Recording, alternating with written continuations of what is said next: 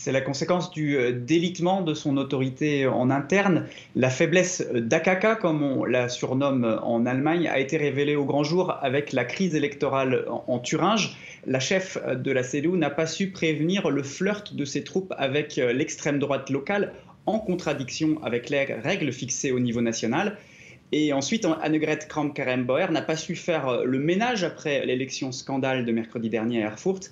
Elle a tergiversé sur la nécessité de revenir devant les électeurs, préférant dans un premier temps repousser la patate chaude dans le camp des partis de gauche. Et en comparaison, la réaction d'Angela Merkel était claire et nette. Elle a condamné sans réserve l'attitude des élus chrétiens-démocrates en Thuringe et viré un secrétaire d'État qui s'était réjoui de l'élection du libéral Thomas Kemmerich avec les voix des conservateurs et de l'extrême droite.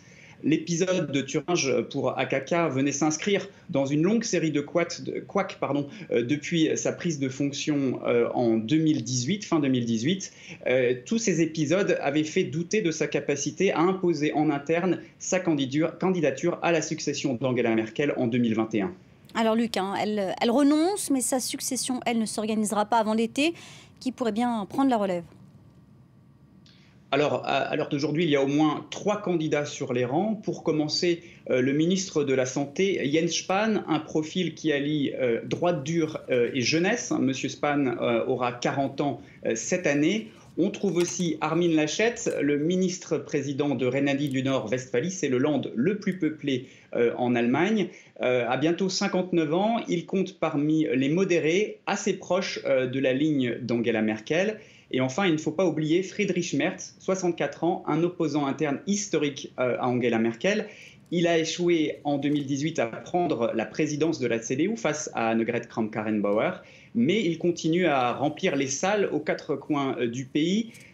Comme Jens Spahn, il défend le principe d'un retour à la CDU d'avant l'ère Merkel avec un sérieux coup de barre à droite.